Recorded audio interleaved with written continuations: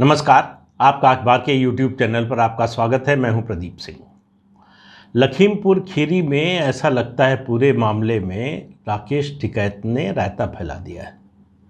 जब मैं कह रहा हूं रायता फैला दिया तो दरअसल जो ताकतें लगी थी, मोदी विरोधी ताकतें कृषि कानून के नाम पर इस सरकार के विरोध में कि 2022 में उत्तर प्रदेश में हराओ, फिर 24 में हरा पाएंगे, उन सब की योजना में टिकैत एक तरह से जो है वो केंद्र में आ गए थे।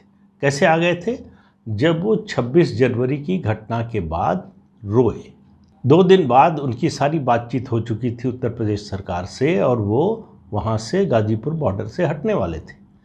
फिर वो रोए और वो उन्होंने जो नाटक किया उसकी वजह से आज तक ये आंदोलन चल रहा है, नहीं तो उसी दिन ख़त्म हो गया होता। तो तब से टिकैत जो है ये सेकुलरवादी जो लेफ्ट लिबरल बिरादरी के लोग हैं जो इस आंदोलन के पीछे हैं, उनके लिए टिकैत जो है उनके डार्लिंग बन गए थे। और हर जगह आप देखिए, पश्चिम बंगाल में ममता बनर्जी मिल रही, तमिलनाडु में जा रहे हैं तो वहाँ डीएमके के लोग मिल रहे हैं। जहाँ भी जिस राज्य में जा रहे हैं वहाँ स्वागत हो रहा है टिकैत का कि किसानों के देश में आप सबसे बड़े नेता बन गए। जो लोग उत्तर प्रदेश के हैं, ख़ासतौर से पश्चिमी उत्तर प्रदेश के हैं, वो ये बात अच्छी तरह से जानते हैं कि इन दोनों भाइयों की फितरत क्या है। इन दोनों भाइयों की वास्तविक फितरत ये है कि ये अपने और अपने आसपास के लोगों के हित के आगे कुछ नहीं सोचते। चाहे वो किसानों का मुद्दा हो, चाहे कोई और मुद्दा हो, इनके लिए प्राथमिकता जो है इनके अपने चेले चपाटों और अपने परिवार का हित सबसे पहले होता है। तो ये गए थे जो किसान आंदोलन में, कोई कारण नहीं था जब शुरू में गए। पश्चिमी उत्तर प्रदेश का एमएसपी से बाकी चीज़ों से कोई लेना देना नहीं था, लेकिन ये गए। ठीक है, गए तो वहाँ फिर धीरे धीरे वहाँ हीरो बन गए। और मैंने बताया था पहले भी आपको कि उसकी एक बड़ी वजह ये थी कि जो बाकी पंजाब से आए किसान नेता हैं उनमें ज़्यादातर लोग गुरुमुखी एक्सेंट वाली जो है पंजाबी बोलते हैं, तो उनसे बेहतर जो है बातचीत के लिए टीवी माध्यम के लिए ख़ास तौर से, तो टीवी पर जो है राकेश टिकैत छा गए। अब लखीमपुर में जब ये मामला हुआ है, ये घटना हुई है, तो लखीमपुर आने दिया राज्य सरकार ने राकेश टिकैत को। उन्होंने किसानों की ओर से और सरकार के बीच में समझौता कराया। जो शर्तें हुई सरकार ने मान लिया और मामला वहाँ पर डिफ्यूज़ हो गया। 15 घंटे में समस्या का एक बड़े पहलू का हल हो गया। तो आंदोलन वहीं पर समाप्त हो गया। जो मांग थी वो सब पूरी हो गई। उसके बाद एक समस्या आई कि जो बहराइच का किसान था जो मारा गया, उसके परिजनों का और बाकी लोगों का आरोप था कि गोली से मारा गया, गोली चली थी। ये चलाने वाले मीडिया का भी एक बड़ा वर्ग है जो इसको चला रहा है कि गोली चली थी, गोली से मरा। तो गोली चली तो एक ही गोली चली, इसका मतलब और किसी को गोली नहीं लगी, एक ही गोली। पोस्टमार्टम की रिपोर्ट में कहा गया था कि कोई गोली नहीं चली, गोली नहीं लगी है। तो उनके परिवार की मांग थी कि दोबारा पोस्टमार्टम हो। तो सरकार ने 5 डॉक्टरों का एक दल हेलीकॉप्टर से भेजा बहराइच, फिर से पोस्टमार्टम हुआ और उससे परिवार के लोग संतुष्ट हो गए। राकेश टिकैत बहराइच में उस समय तक रुके रहे जब तक अंतिम संस्कार नहीं हो गया। तो ये इंश्योर करके गए कि उन्होंने जो वादा किया है वो पूरा कराया। अब उनके ऊपर सवाल उठ रहा है कि बीजेपी से मिल गए हैं, बीजेपी के आदमी हैं क्या, सरकार ने खरीद लिया क्या। ये इस तरह की बातें टिकैत के बारे में करने का कोई अर्थ नहीं है। अगर आप टिकैत को जानते हैं, नहीं जानते हैं तो ये सब बातें कर सकते हैं, लेकिन बात यह है कि टिकैत ने रायता तो फैला दिया है। रायता फैला दिया। देखिए, टिकैत का पक्ष समझिए। उसको उत्तर प्रदेश में ही अगर राजनीति करनी है तो करनी है, उसको उत्तर प्रदेश में ही धंधा व्यापार करना है, पंजाब में नहीं करना है। तो उसको ये लग रहा था जब 26 जनवरी को लाल किले पर जो कुछ हुआ, तो वो समझ गया कि ये आंदोलन अगर आगे चलेगा तो ये पंजाब के लोगों, सिखों और खालिस्तान समर्थक जो तत्व हैं उनके हाथ में चला जाएगा और उसके हाथ कुछ नहीं लगेगा। तो वो रोने का नाटक किया और उसके बाद हीरो बन गए। अब जो है टिकैत को ये समझ में आ रहा है कि लखीमपुर खीरी में जो हुआ है, 4 सिख मारे गए। आप देखिए, पंजाब के मुख्यमंत्री आ रहे हैं, पंजाब के दूसरे नेताओं के बयान आ रहे हैं, अकाली दल का डेलीगेशन आ रहा है, और उसके अलावा जो 4 और लोग मारे गए। लखीमपुर खीरी उत्तर प्रदेश का ऐसा ज़िला है जहां सिख आबादी सबसे ज़्यादा है। ज़रा सा वहाँ की पृष्ठभूमि भी समझ लेनी चाहिए। वहाँ सिखों की आबादी सबसे ज़्यादा है। वजह यह है कि पीलीभीत, लखीमपुर खीरी, उधम सिंह नगर और आसपास के 1-2 और ज़िलों में आज़ादी के बाद जो पश्चिमी पंजाब से सिख आए थे उनको यहाँ पर बसाया गया था। जिनकी जो अब वहाँ पर ज़मीनें छोड़कर आए थे उन सबको 12-12 एकड़ ज़मीन सरकार ने दी थी खेती के लिए। खेती की दृष्टि से ये इलाका बड़ा उपजाऊ इलाका है, तो यहाँ उनको खेती की ज़मीन दी गई। जिनके पास खेत नहीं था उनको जो है यहाँ मजदूरी का काम मिला। धीरे धीरे उन्होंने, कुछ लोगों ने आदिवासियों से कुछ ज़मीन खरीद ली। तो ये सिलसिला बढ़ने लगा तो सरकार ने रोक लगा दी कि अगर किसी आदिवासी से ज़मीन खरीदी है तो वो कानूनी रूप से मान्य नहीं होगी, उसकी रजिस्ट्री नहीं होगी। इसके अलावा इन लोगों ने क्या किया, धीरे धीरे जब खेती से आमदनी बढ़ने लगी, ये श्रेय इन लोगों को ज़रूर दिया जाना चाहिए कि इस इलाके में जंगल का इलाका था, सुरक्षा की दृष्टि से बहुत ख़तरनाक था। उस ज़मीन को समतल करने, बाकी सब चीज़ें ठीक करने में बहुत मेहनत की। और जब तरक्की होने लगी, पैदावार होने लगी और उनके पास पैसे आने लगे तो ज़मीन तो खरीदा ही उन्होंने, उसके अलावा हज़ारों एकड़ वन भूमि पर कब्जा कर लिया। अब वो कब्जा खाली कराने की स्थिति आ रही है। सरकार की ओर से नोटिस है कि जो भी भूस्वामी नहीं है यहाँ का, वहाँ खेती नहीं कर सकता है। ये यहाँ क्या मुद्दा ये है, किसानों के आंदोलन से ज़रूर जोड़ा जा रहा है, लेकिन यहाँ का मुद्दा ये है। दूसरा क्या है, जो अभी किया है 3 कृषि कानून आने के बाद केंद्र सरकार ने, कि बाकी राज्यों में, हरियाणा और पंजाब के अलावा हर जगह जो है पैसा जो सरकारी खरीद होती है उसका, गेहूं का, धान का, जिसकी भी MSP मिलती है, उसका पैसा सीधे किसानों के खाते में जाता है। ये व्यवस्था जो है मोदी सरकार ने की। पंजाब हरियाणा में नहीं हो रहा था। इस बार सरकार अड़ गई कि जब तक ये नहीं होगा तब तक हम खरीद नहीं करेंगे, पैसा नहीं देंगे। एक डेलीगेशन आया पंजाब से मिलने वित्त मंत्री के नेतृत्व में, लेकिन फिर भी सरकार डिगी नहीं, तो आखिर उनको करना पड़ा। दूसरे मामले में सरकार ने, तो केंद्र सरकार ने डील दे दी। दूसरा मामला ये था कि ये भी आपको अपने अपने सिस्टम में रखना पड़ेगा कि जो किसान बेचने आया उसके पास ज़मीन कितनी है। ये बहुत बड़ा रैकेट, बहुत बड़ा धंधा था कि 2 एकड़ जो है वो ज़मीन है आपके पास और आप आ रहे हैं 200 क्विंटल 500 क्विंटल जो है गेहूँ या धान बेचने के लिए, तो 2 एकड़ में इतनी पैदावार कहाँ से हो गई। वो होता ये था कि उत्तर प्रदेश के कुछ ज़िलों, बिहार से खरीद कर सस्ते दाम पर गेहूं या धान ले आते थे और यहाँ MSP पर उसको बेचते थे। तो वो धंधा अब ये धान की खरीद के समय नहीं हो पाएगा। ये समस्या यहाँ के लोगों की भी है। ये भी उत्तर प्रदेश के बाकी ज़िलों के आसपास के सस्ता गेहूं धान खरीद कर ले जाकर पंजाब बेचते थे। तो समस्या वहाँ है, विरोध उसकी वजह से हो रहा है। 3 कृषि कानूनों से इनका कोई लेना देना नहीं है।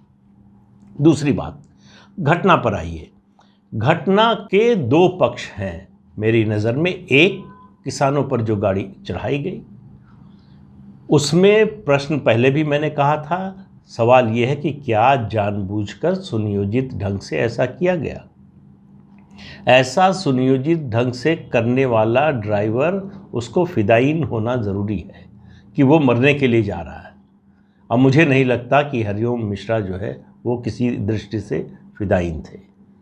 तो एक जो आशंका, संभावना जो भी कहें, वजह ये हो सकती है कि पीछे हमला हुआ गाड़ी पर, पैनिक में ड्राइवर गाड़ी लेकर उसने भगाई और बिना इसकी परवाह किए कि लोग कुचल रहे हैं वो गाड़ी चलाता चला गया। मैं ये नहीं कह रहा कि उसने सही काम किया, काम तो गलत ही है, लेकिन इसको ये कहना कि ये अजय मिश्रा के परिवार ने या उनकी पार्टी ने सुनियोजित ढंग से ये उन पर गाड़ी चढ़ाने के लिए ही भेजी गई थी ये 3 गाड़ियाँ, ये शायद कहना ठीक नहीं होगा।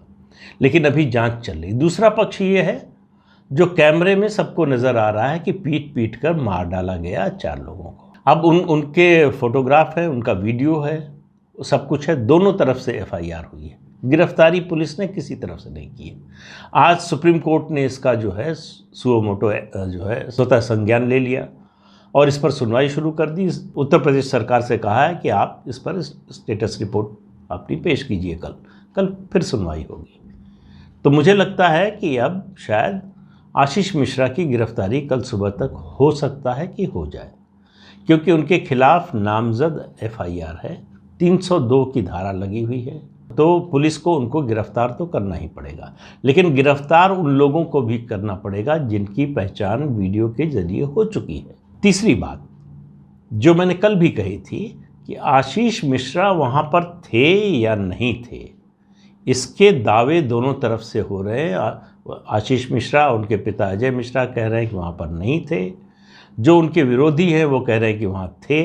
इसके लिए तो जब तक कोई इलेक्ट्रॉनिक जो है सबूत नहीं आता, कोई प्रत्यक्षदर्शी नहीं निकलता, तब तक जो है ये मामला सॉल्व नहीं होने वाला है। तो आज उत्तर प्रदेश सरकार ने न्यायिक जांच आयोग की जो घोषणा की थी उसमें जज की नियुक्ति कर दी। प्रदीप कुमार श्रीवास्तव जो है वो रिटायर्ड जज हैं इलाहाबाद हाई कोर्ट के, उनको जो है इस आयोग का अध्यक्ष बनाया गया। पुलिस की जांच चल रही है और ये आज अखबारों में छपा है ADG law and order Prashant Kumar का बयान कि 2 दिन में पुलिस इस केस को, इस मामले को क्रैक कर लेगी। तो इसका मतलब पुलिस के पास पर्याप्त मात्रा में इलेक्ट्रॉनिक एविडेंस आ गया है और ये माना जा रहा है, ऐसी खबर है कि ये इलेक्ट्रॉनिक एविडेंस जो है जब सीक्वेंस में देखा जाएगा, सबको मिलाकर देखा जाएगा, सबके फ़ोन की लोकेशन से तस्दीक की जाएगी, तो ये मामला पलट सकता है। अभी जो नैरेटिव खड़ा किया जा रहा है, अभी जिस तरह से इसको देखिए, कुल मिलाकर मामला ये है कि उत्तर प्रदेश का, ये घटना उत्तर प्रदेश में हुई है, लेकिन ये सारी राजनीति पंजाब की है। इस घटना में हो सकता है आपको आने वाले दिनों में जब ये जांच आगे बढ़ेगी तो एक पार्टी के, प्रमुख पार्टी के, जो राष्ट्रीय पार्टी है उसके नेता का भी नाम आए, उसका इन्वॉल्वमेंट भी सामने आए, ये भी संभव है। और खालिस्तान समर्थक कुछ तत्वों के भी शामिल होने का प्रमाण मिल सकता है। ये सब जांच इस दिशा में बढ़ रही है, इसलिए डिस्परेशन भी बढ़ रहा है। कोशिश ये हो रही है कि इस मुद्दे को तूल दिए रखो, बढ़ाए रखो। मुख्यमंत्रियों को लेकर जा रहे हैं राहुल गांधी, दूसरे नेता जा रहे हैं, आज अखिलेश यादव भी पहुंचे काफिले के साथ। समाजवादी पार्टी की समस्या लखीमपुर नहीं है, समाजवादी पार्टी की तात्कालिक समस्या बीजेपी नहीं है, समाजवादी पार्टी की तात्कालिक समस्या प्रियंका वाड्रा है, जिनको इतना 4 दिन से मीडिया कवरेज मिल रहा है। और जो मुख्य विपक्षी दल है वो कहीं पीछे नज़र आ रही है। अखिलेश यादव को लग रहा है कि वो पिछड़ गए, लेकिन कुछ करेंगे तब तो आगे आएंगे, जब कुछ करेंगे ही नहीं तो कैसे आगे आएंगे। लेकिन उत्तर प्रदेश की राजनीति पर लखीमपुर कांड का, या कहें चुनाव पर, बहुत ज़्यादा प्रभाव पड़ने की उम्मीद नहीं है। और अगर ये केस, ये जो नैरेटिव खड़ा किया गया है, ये उल्टा हो जाता है कि जो गाड़ी चढ़ाई गई वो सुनियोजित या षड्यंत्र के तहत नहीं की गई, उसके अलावा जो हुआ, जो हिंसा हुई, वो सुनियोजित थी, तो देखिएगा आप मामला बदल जाएगा। लेकिन मुझे लगता है कि जल्दबाजी में किसी फैसले पर पहुंचने से ज़्यादा अच्छा है कि जांच के आगे बढ़ने का इंतज़ार किया जाए।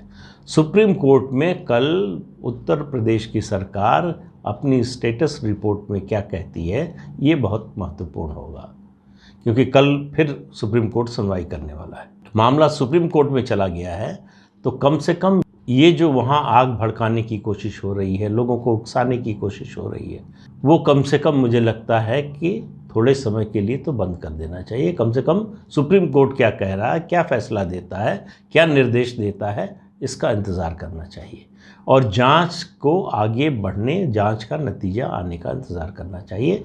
लखीमपुर खीरी पर अभी बहुत कुछ होना बाकी है, लेकिन एक बात तो तय है कि राकेश टिकैत ने 26 जनवरी की घटना के बाद जो पलटी मारी, जो नाटक किया, अब लखीमपुर की घटना पर उसका ठीक उल्टा व्यवहार है। इसके बाद वो फिर क्या करेंगे किसी को मालूम नहीं। लेकिन जो लोग राकेश टिकैत को बहुत बड़ा क्रांतिकारी, बहुत बड़ा किसान नेता, बहुत बड़ा विजनरी और जाने क्या क्या समझ रहे थे, उनको लग रहा था कि बस राकेश टिकैत को आगे करके बीजेपी को, मोदी को, योगी को मात दी जा सकती है, उनको बड़ी निराशा हुई है। लेकिन फिर कह रहा हूँ, जो टिकैत को जानते हैं उनमें से किसी को निराशा नहीं हुई है, किसी को इस बात पर आश्चर्य भी नहीं हुआ है। टिकैत के लिए फिर कह रहा हूँ, अपना हित, अपने लोगों का हित सब सर्वोपरि है। उनको किसान आंदोलन से, किसान नेताओं से कुछ मतलब नहीं है। लेकिन एक बात समझ लीजिए कि इस किसान आंदोलन का वो जो औरा आभा मंडल बना था साल भर पहले, वो ध्वस्त हो चुका है। इनका असली चेहरा धीरे धीरे सामने आ रहा है कि ये किसान आंदोलन किसानों के लिए नहीं है, ये पंजाब की राजनीति और सिख आतंकवाद की जो राजनीति थी उसको फिर से रिवाइव करने का परोक्ष प्रयास था, जो अप्रत्यक्ष रूप से सामने आने लगा है। तो आज के अंक में इतना ही। अगले अंक में फिर मिलेंगे किसी नए मुद्दे के साथ। तब तक के लिए इजाज़त दीजिए। नमस्कार।